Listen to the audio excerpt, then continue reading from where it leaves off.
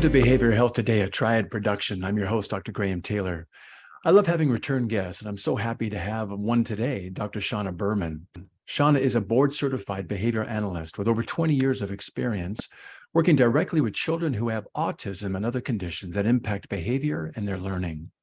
Shaana has extensive training in early childhood special education, applied behavioral analysis, developmental assessment, curriculum design, IEPs, and training teachers to deliver effective instruction to diverse populations of students.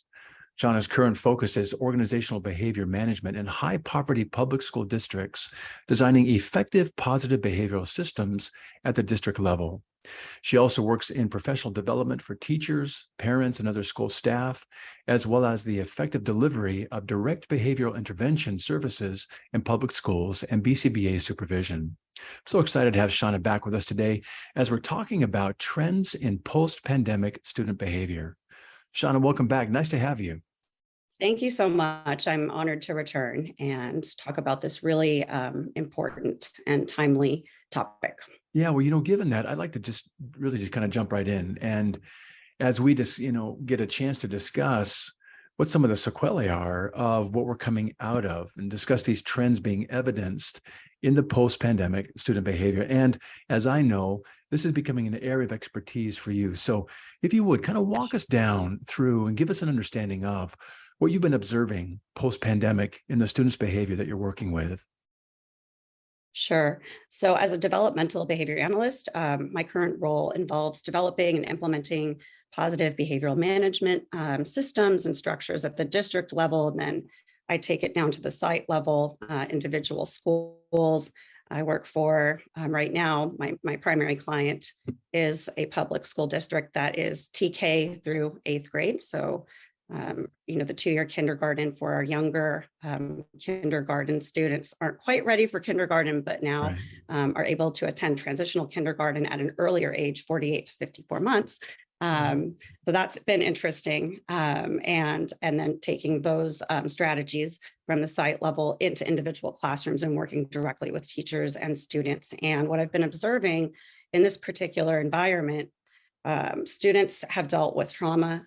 They have dealt with a lot of familial instability and insecurity. It's a high poverty area, and many have witnessed domestic violence in addition to, these things that have come up related to the pandemic. So the area where I currently serve students was hit very hard by the pandemic. And I think some of the factors related to that are probably things like, we had a lot of family members living in a single household, multiple generations of family members living in a single household. And in these households, the jobs that parents had or the adults had in these households were not necessarily jobs you could do from home. They had to go out and work, and there were higher rates of COVID-19 and then higher rates of transmitting that to others in the family. So there was quite a lot of mortality in the area as well. So the students post-pandemic, I mentioned something before, which is tied into this too, is that they rolled back the transitional kindergarten eligibility age to 48 months, which is preschool. But now we're placing those students that never had school experience at all, or any type of structure sometimes. And we're putting them into a quasi kindergarten environment, or sometimes they will show up for kindergarten, having had very little to no prior experience with school structure or, even being in a daycare.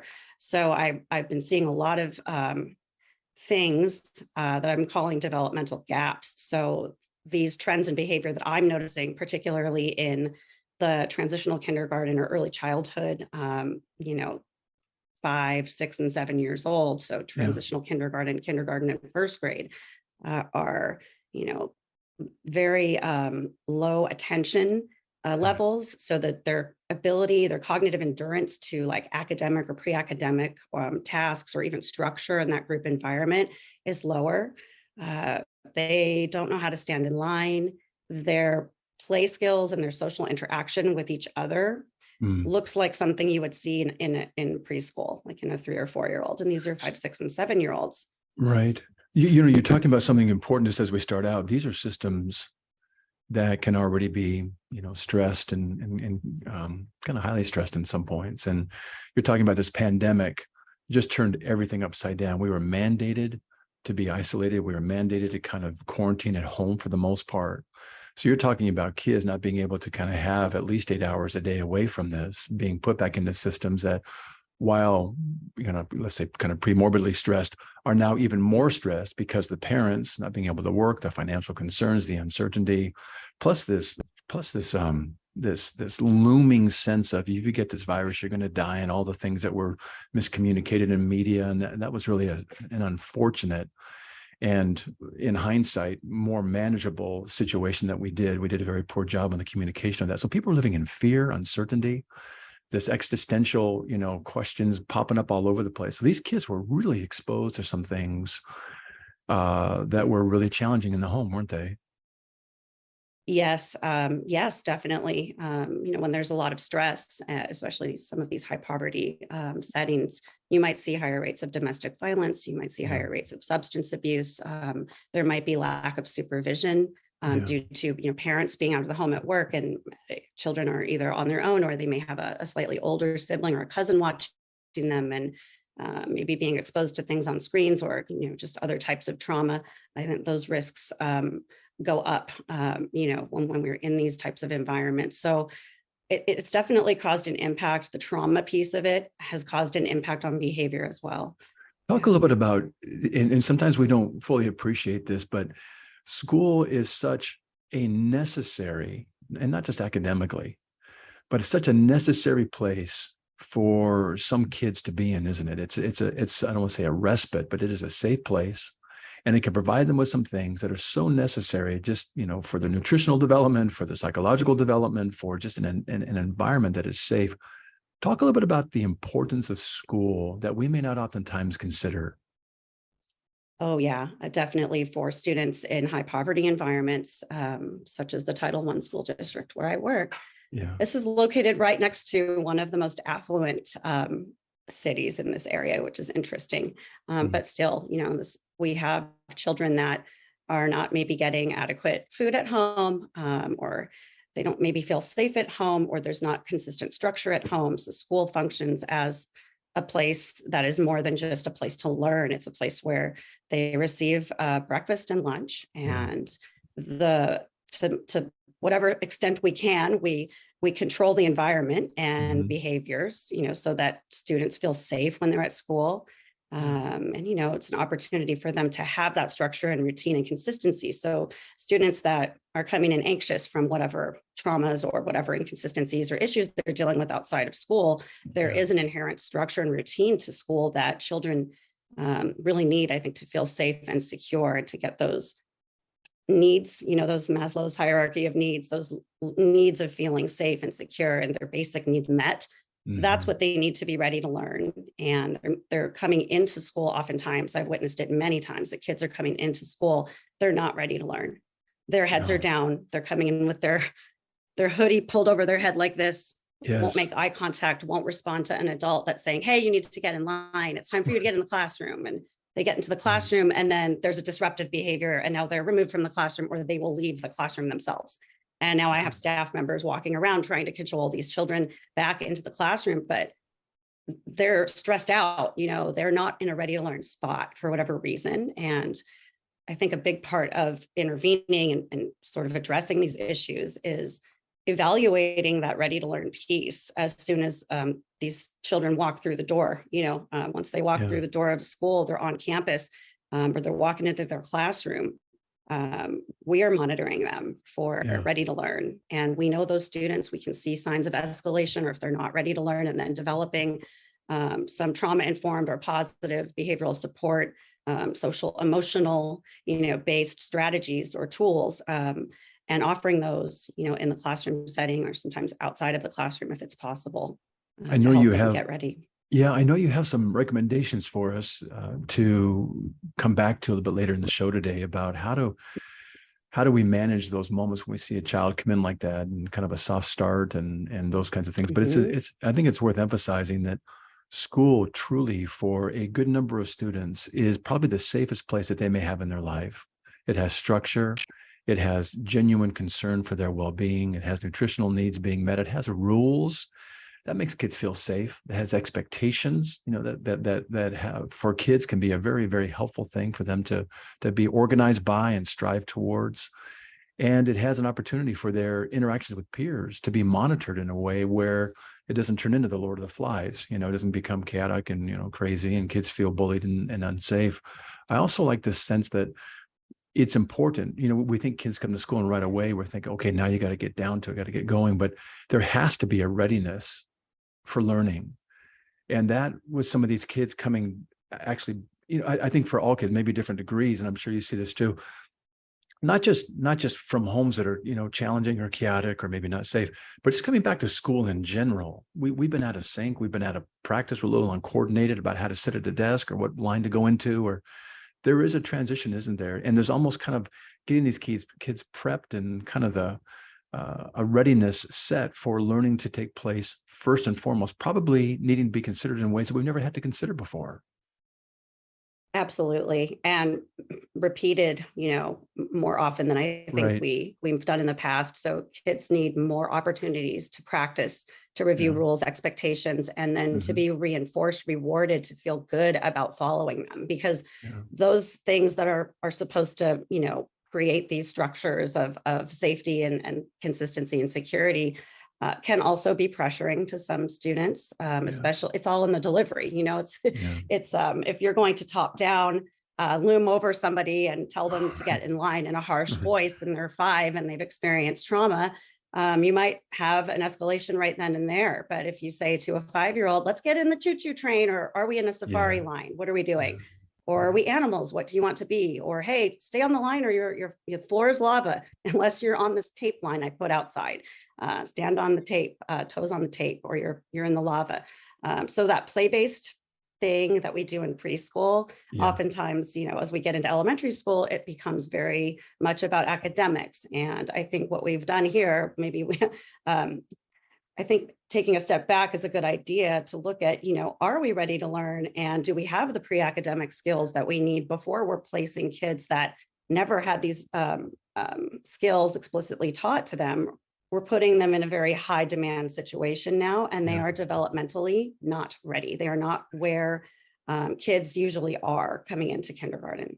Say something about maybe, it sounds like it. And so it's almost like kind of kneading the dough to get it ready before, some things can actually have a chance to rise. And in this case, the learning process, and kind of getting them prepped and kind of in that mode to be able to take things in and et cetera.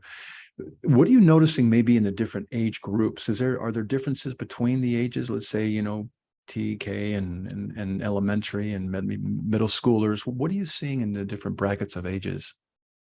I think one of the primary things that stands out to me about the younger students, so the early childhood population, and I think about this in terms of why would this be?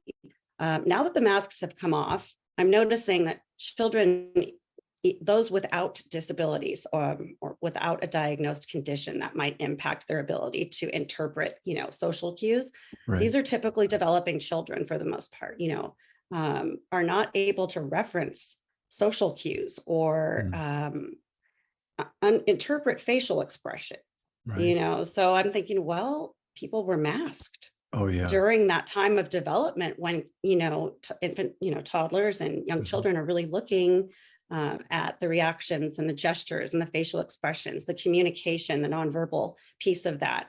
They're really learning those things and attending to those things. And they weren't maybe able to do that consistently, right? So I'm seeing a lot of impact in that area. We're having to just really explicitly teach, hey, look, what if I knocked over this tower you just built? Would I look like this or like this, and what does that mean about how I feel? At one point, I did keep my mask on, and I did a small group proactive social skills training lesson with some of our younger students that needed some help in that area. And we did a little game. I said, no, I'm going to keep my mask on, and I want you to tell me, what am I doing behind this mask? And I frowned at first, and they said, you're making a sad face. And I said, how did you know that? I don't know. How about now? And I smiled, very big, but it was covered, right? Yes. You're smiling. How do you know that? You can't see my mouth. Because your eyes and your eyebrows went up, Dr. Shaana. So it's just sort of maybe giving them the opportunity to practice those things. So even if we do have to put masks back on again at some point, maybe they will be able to pick up on those smaller, little features that are nonverbal communication as well. Middle school, a lot of impulsive ADHD-like behavior. So one particular child, I say child, and I'm not very tall, but he's much taller than me, and he's 12. He's got a lot of impulsive behavior, and I was told by him, I spent a lot of time playing video games. I love playing video games. Again, he's 12. What games do you play? Call of Duty, Grand Theft Auto 2, these very inappropriate, rated, mature video games. And he's got trouble paying attention. He's disruptive in class. He's been saying, yelling out at, profanity and things like that. And then later it really does appear remorseful. And I actually don't believe it's a reasonable expectation for staff to expect this particular student to not do anything like that all day long, because he was receiving modeling of that and doing these very fast-paced video games where your attention span is constantly darting all over the place. And you're getting all this gratification and reward to your brain, dopamine bursts all the time. And then you're going to sit in school, and I look for trends and patterns. That's what I do. And a lot of this child's behavior happens after lunch, as it is with many of our students, the younger students in particular. After 11 o'clock in the morning, it is a steady decline to the end of the day. These kids are tired. They don't have the cognitive endurance in either age range, really. I don't believe, to make it through a full day of academic instruction. They need brain breaks. They need opportunities for movement, and they want to socialize, but it looks very inappropriate, or it is at inappropriate times. So some of the recommendations I've made to teachers and sites is to allow that social interaction under your instructional control and structured by you. Put some rules with it. Can't use bad words, can't talk about inappropriate things, can't be too loud, but you can have social time for the first 5 minutes of class. And if that works for you, and if you guys can keep it together for the next 30 minutes or so, we can do that again tomorrow, or we can do that again on Friday, or something like that, just to give them the opportunity to do that, and then kind of ease them into the academics. It's really good. I want to grab several things you're saying right here. One, we know that video games at a very early age, it stunts the growth of your frontal lobe. It delays it. I can't remember the researcher's name, but she talks about taking, breaks to give your brain a chance to kind of heal and catch back up. But it literally delays the frontal lobe development, which is a sad thing for children that have a developing frontal lobe, not fully developed until 23, 24, 25. But in these early stages, it's being stunted. You're also describing the importance that children place on nonverbals. We don't have language yet, so most of our behavior, most of our interactions and communication with each other is nonverbal. And you put a mask on somebody. I used to laugh because I used to watch the old cowboy and Indian movies, and they put on a mask, and I could always say, well, that's the bad guy right there, because that mask is not hiding who he is. It's amazing, having gone through COVID, wearing masks, how much it's difficult to recognize people. And you take that mask off and they say, oh, that's what you look like. And so these children not having those facial interactions, and everything is with the eyes and the mouth and just the facial features that we have, and not being able to have that really has stunted growth. And you're introducing another piece. In the absence of social interactions, we've relied upon social media, texts, other ways of communicating, playing games together online. That's been our only way of socially relating. So we're kind of socially spastic right now. And how do you talk? How do you say hello? How do you engage? How do you problem solve? How do you delay gratification? How do you tolerate frustration? All of these things you're saying, these almost have to be retaught, or taught maybe for the first time for some age groups. Agree. Yeah. And it needs to be done proactively, I believe, in a small group. So another trend I'm seeing pretty consistently across the ages and grades is, I don't want to say, well, escalation is not a very specific term, but I guess I'm trying to describe, there is an energy of anxiety in a whole group setting for many of these students, and they are not able to access instruction or transfer even a lesson that's given in terms of social, emotional, wellness or whatnot, or a strategy or whatnot given in the classroom. The students that really need those skills, that need explicit teaching in that area, are the ones that are not going to grab the content from that whole group lesson and then generalize it to the playground and generalize it to the rest of their school day. They need proactive small group social skills training, or sometimes I have to introduce in a one-on-one setting. Let's play a game, and we work on turn taking. And these are with 6-year-olds who cannot tolerate waiting 1 second for a turn, who do not know how to ask for a turn, who do not know what to do when someone says, no, I'm not done with this right now. Their response is to start crying and having a tantrum. And so it's a lot of working on stay calm and communicate. Functional communication training for all right now. Stay calm, state your needs. If someone doesn't listen to you, or if you're telling someone to stop something and they don't stop, then you get a grown up. But first, we're going to practice this. And then I will do it first. And they trust me because I've developed rapport with these students before I try to do anything with their behavior. I make myself the reinforcer first. And then I might role play with them. And it's very funny when Dr. Shaana pretends to do something inappropriate, right? But then I might go out to the recess yard and see a child do the same exact thing. And then I've got to be there to make sure I can model and prompt that skill and then reinforce it, as opposed to we're having a lot of physical aggression too, throwing desks, pushing, spitting, not just to other students, but to the principal, or 5-year-olds telling the principal to F off. I've in my life never, I'm like, whoa, my goodness. I would have been terrified to even look at my principal when I was 5 years old. So very different modeling going on. Well, as you're describing this, I know you've referenced before, and I want to get into it, this idea about the learning brain and the survival brain.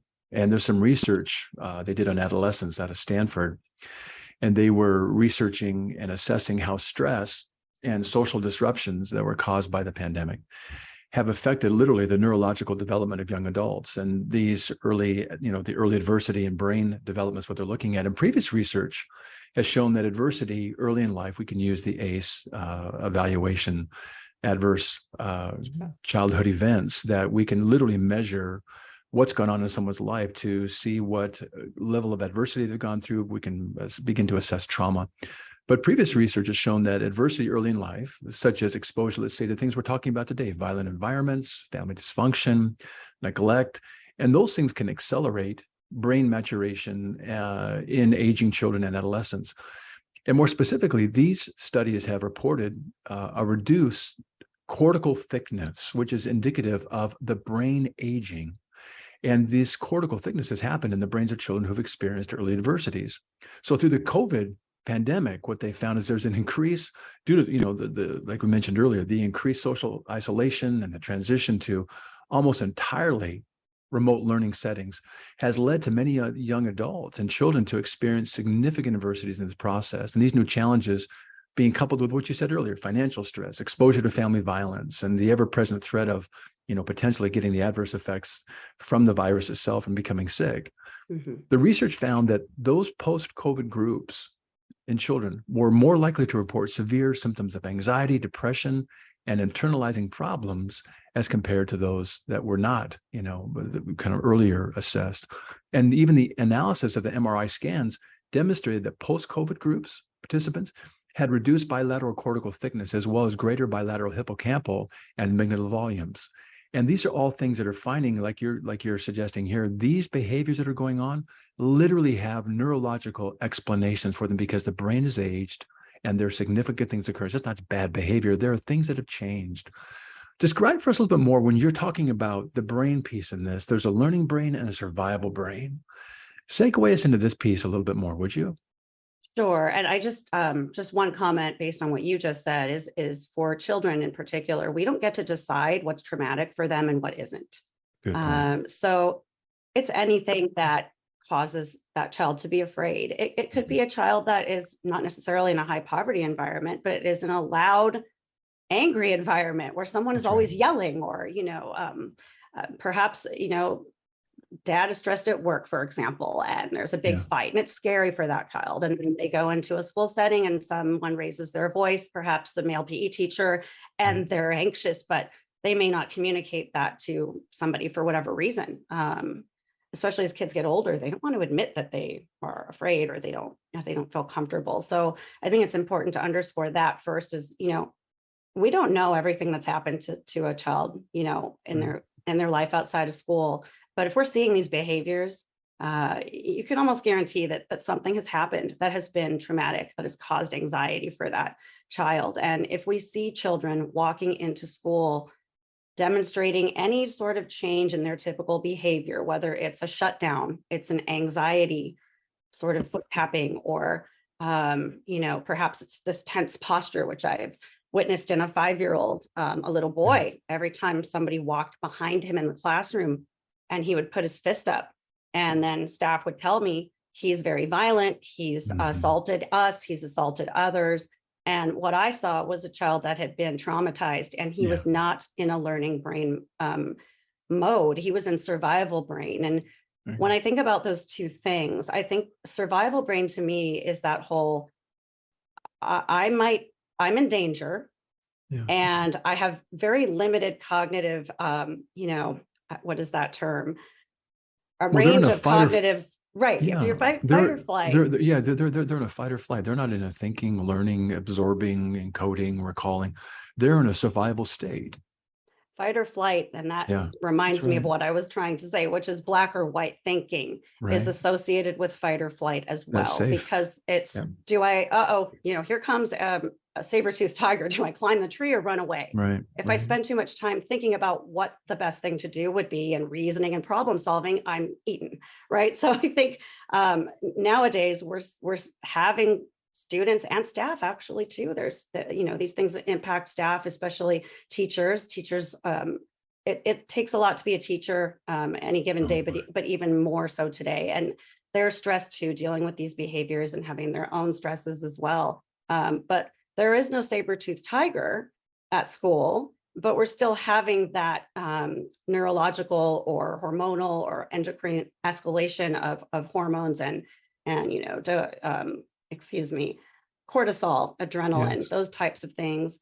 And we go into black and white thinking, we're not able to process information at that point. So if we see children coming into the school or in class after maybe 15 minutes or something, we see that they are becoming disruptive, or they're off task, or they're becoming defiant. And the teacher says, you need to get your worksheet done. And we're seeing more escalation there.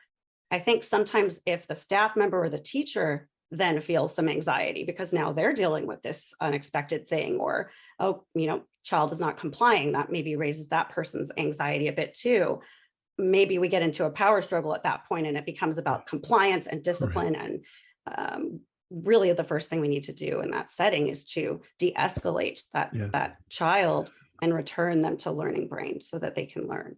Well, your emphasis here is to, when there's that old kind of therapy saying, when you're working with a couple, when one person goes high, the other person's got to go low to kind of establish kind of some equilibrium and kind of settle the system a little bit. You're talking about the same thing here with the adults interacting with these kids. It's so easy to be triggered, and you got 30 kids in your classroom and some things are going sideways, and you're trying to, manage all of this. And you're saying, if you can, when the child goes high, go low, kind of ground them in some things. And they're going through something. It's not a battle of wills. It's not about, an obstinate or defiant place right now. They're struggling. They're in a different kind of brain mode. They're on the other side, if you will. And you're saying, hey, let's rise above this, see the situation for what it is. You've actually talked a little bit about an example of a recent case you were involved with, a 5-year-old who was acting out some things. Give us a sense, just to illustrate what you're describing here, of how this can be played out, what it can look like. Sure. Oh, yeah. Every year, I feel like every year there's this one student that I feel very connected to, and I think it feels very connected to me. And I'm able to get them to do things rather quickly that, maybe others have not been able to get them to do, such as to stay calm, communicate, things like that. But a big part of what I do is meeting kids where they're at. So when I'm told, that a 5-year-old child is throwing desks and is assaulting staff members and is trying to, we call it elopement. Doesn't mean running away to Vegas, right? It means leaving the designated area without permission. So leaving the classroom, trying to leave the school, 5 years old again, 5 years old. And when I went to observe, I did notice an escalation when other children were around this child. His body became visibly tense. If somebody got too close to him, he might push them. When he was in the classroom setting, if the teacher approached as he was sitting in his desk and stood over him and corrected him, so gave him a corrective comment, which we tend to do, like you said, 30 kids and we need to get the behavior under control. But a lot of times we end up correcting a lot more or all the time. And if I'm in there for 30 minutes, I don't hear one positive comment given to that child so that they learn what to do to receive the reinforcement. They're only being told what not to do. And this child then escalated, was throwing things and things like that. We ended up having to build in an alternative learning location for that child. So at least he wasn't running out of the classroom and then somebody has to follow him around, which just reinforces that behavior because it is in some part motivated by attention and in some part motivated by the desire to escape a situation or a setting where he didn't feel comfortable. He was definitely not in learning brain. And he was also very, very young. So I ended up doing some one-on-one just rapport building and getting to know you and being very reinforcing to him so that I could then push the envelope on his behavior and most likely going to get a little bit more out of him. And it was very effective. But I did have to do most of that outside of the classroom, adjacent to the classroom, but outside of the classroom, near the classroom, not inside the classroom, because the student did not feel safe in the classroom. And I'll never forget, I still have this little drawing that he wrote, but he would ask, was I a good boy or a bad boy today? And I would say, oh no, you're always a good boy. And today you made a lot of good choices. And then there was one thing maybe we should work on tomorrow. But I really don't like the idea of using those terms, especially with young children. It had started to already affect his self-concept. Am I a good or bad person, right? And think about how you give up on yourself eventually if you're just, well, I'm a bad person, so why even try and drop out and do all these other bad things. But we were having this conversation and I brought a self-concept, a little lesson for him, draw a picture and talk about something. And at the same time, I was trying to assess his ability to form letters and things because he had done absolutely nothing in the classroom. They didn't know anything about, his skills. He actually was quite bright. So I think part of this was that he was bored, but the story he told me, oh my goodness, was horrific. It was about abuse and he framed it as once upon a time, there was a little boy. And then he told the story. It's going to make me emotional. Sorry. Yeah, that's hard, isn't it? It is. And then at the end, we can't sit with folks and not be affected if we're doing it right. And my reaction right now is from something that happened a year ago. So you think about how this affected me emotionally to the point where even telling it is causing me to have an emotional reaction. And you think about little kids, they don't even know why they're doing something sometimes, or even how to label their own emotions. But and he was in the end of he was in it. And the end of his story was, and Dr. Shaana, that little boy was me. And the whole time I knew that he was talking about himself, but sure. He ended up moving out of our district, and I will never forget him though. He was he was the one I was going to pour all of my, Dr. Shaana stuff into so that he would feel safe, because when he did feel safe, he was able to outperform academically. Absolutely. The social piece though still needed work, and it needed to be done in a small group, maybe himself and one other very tolerant, very mellow peer.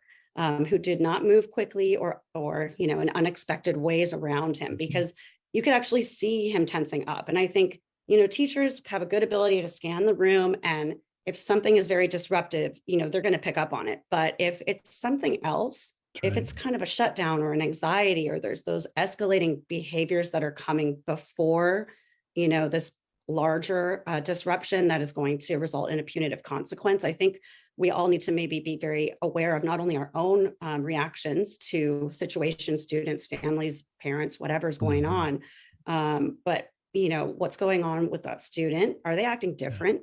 And is it a learning brain different, or is it, I think I need to intervene now and perhaps offer that student a couple of minutes at the take a break station in my classroom. A lot of classrooms have calm corners now, but what I've seen with the younger ones is they've got bean bags and yoga mats and, sensory items over there. And they all go over there and they start rolling around, and it actually is dysregulating for them. And then they don't want to come back to their desk. So we've structured those into take a break stations in some of our classrooms where I work. And then I have another it's more of a more acute student behavior intervention that involves a classroom setting, which not all sites, school sites or districts are able to provide, but it's essentially the reset room, which I developed to give students a place to go if they need to de-escalate, or for myself, for example, and we have a wonderful social worker team that also works in our district to provide collaborative, proactive service delivery together, so that we can provide I assist with the behavior piece, the cognitive behavior piece, and they're assisting with the social emotional piece. And we're doing it together in a developmentally appropriate way in a small group, so that they have the opportunity to practice calming down and to practice doing these things when they're not escalated. If we send them out into an unstructured environment like recess or lunch, we're seeing a lot of escalated behavior there. And then they come back to the classroom after lunch, and the expectation is, okay, you should have gotten it out of your system, right? But it's actually highly dysregulating. They're more dysregulating, exactly right. 100%. And then if they get to, in trouble, a lot of times the consequences, you are going to miss recess. But a lot of these are boys. They need to move. They need a lot of movement as well. There's a difference, just isn't in general. You know what I love? I'm going to make this a professional comment here, if you'd allow me. I love working with behavioral analysis. You guys have such an acute awareness and ability to look at the little nuanced things, as you described, the teacher, coming over and kind of standing over the child, giving some feedback, or the tone maybe being used unknowingly and unintentionally to be hurtful. But those little things can be triggering, and each child has, particularly coming out of the pandemic, has maybe some unique needs. So I love the way you guys are so, again, acutely aware of the smallest of things that, when taken into consideration, really can become part of a really cool treatment plan. And I love the idea too of how effective positive reinforcement can be. And maybe we ignore some of the negative behaviors unless it's really, egregious and we have to address it. But for the most part, we can probably ignore most things and begin to emphasize the positive, catch them being good, because children want attention, and the relationship that we have with them is everything, particularly if it's a positive one. And being able to leverage that relationship and the positive reinforcement, we can shape so many great behaviors and allow the child to become successful and to see themselves for who they really are. And I think when I hear a story about like this little boy, I can feel you as you're talking about it. This little boy was at a crossroads at 5 years old. He was at a crossroads where he could go down the bad boy path, and he could do one of two things, and probably both. One, try and be extra good to try and get attention, but every now and then, because he'd be in survival brain, he'd fail. And he'd just become defeated. And then he'd go to the other side that says, if I'm going to be bad, watch this. Watch what I do now. You see me bad? I'm going to show you what bad looks like. So that's a real crossroad moments for me with children like this. That can go one of two ways. And when I hear this story, Shaana, you saved that boy's life. I hope he remembers me, but he may not. Well, if he doesn't, some part of him will. Some part of him will. I hope so. Yeah, I hope so. And if nothing else, you put him on a trajectory that goes in the right direction. We're kind of winding down near our time today, but I know you also have some other ways to support students in some of these similar settings, things like you're remembering Maslow's hierarchy of needs and addressing those first, and the idea of soft start, and also community team building. Give us kind of run down through these and the benefit of these as we begin to kind of wind down, and how these can be takeaways for us. Sure. Wow. I think the first thing that everyone just in general needs to remember these days, it's not just, in education, it's just everywhere. It's just to have that empathy and, that ability to understand that, not everybody is going to show up at the same place at the same time. And when I say place, I don't just mean like at school. I mean, emotionally or Developmentally, like everyone is at a different place in terms of those things. I think in terms of development, in terms of emotional regulation ability and things like that. And especially with our little ones, our younger ones, we really need to make sure that we maintain high expectations. I'm not saying to remove expectations, but I'm saying they need to be reasonable in terms of development and where that child is at in terms of their ability to do, any of these things in the first place. If they're not able to self-regulate at all and they're not able to communicate their needs, whether they are a child with a disability or just a child that, doesn't do that for whatever reason, they haven't learned that. We need to start there. We need to make sure the basic needs are met. I think of another case. It was the quickest turnaround of my career. Practically, this was another 5-year-old, family history of emotional disturbance in the family, a lot of familial instability and poverty and just all these things.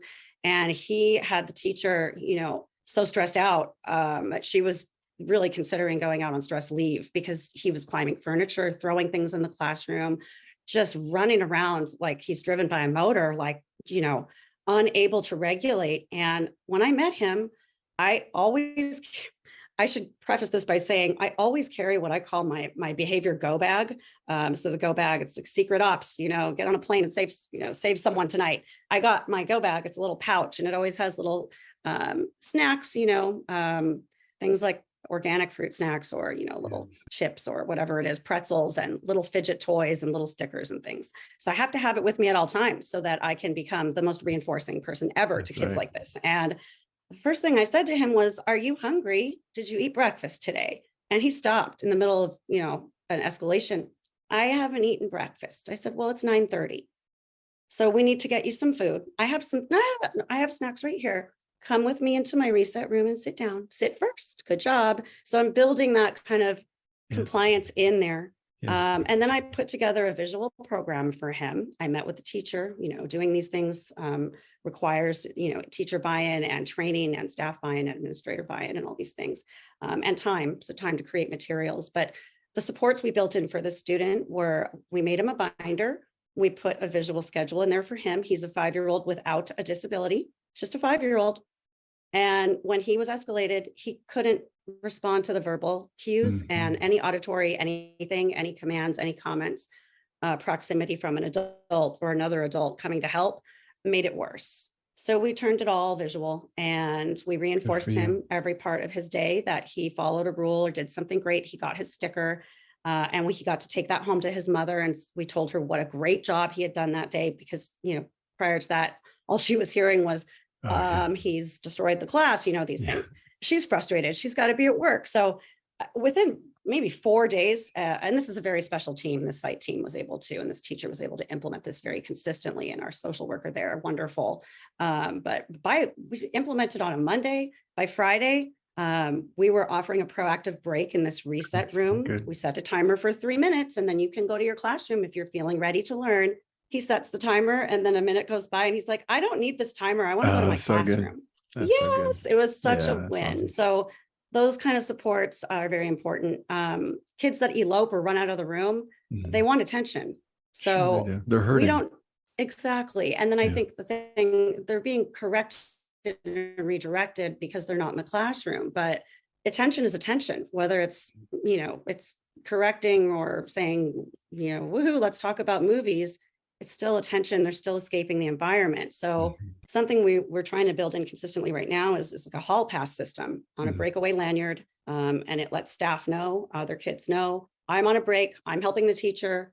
I'm going to the bathroom. I'm going to the nurse because, we'll see, but what are you doing out here? I had to get water. I'm like, your classroom's over there. And so is your water bottle. It's just sort of giving that visual option. I'll talk to you because you got your hall pass on. Oh, no hall pass, no reinforcement from Dr. Shaana, right? So building those visuals in, very important. And then our reset room brainchild, which is, again, it's a site, a setting on school campus that is an alternative location. We can take kids in there if they need to de-escalate. We can proactively check in with kids as they're getting to school. If we know there's a pattern of coming in hungry, tired, escalated, anxious, late, stressed out, every Monday, so-and-so's coming to school, exhausted and hungry. And anxious and is going into the classroom, and the first thing the teacher tells them to do, they're Yeah. having a major, defiant, non-compliant episode or something like this. I'd rather them check in first to the reset room.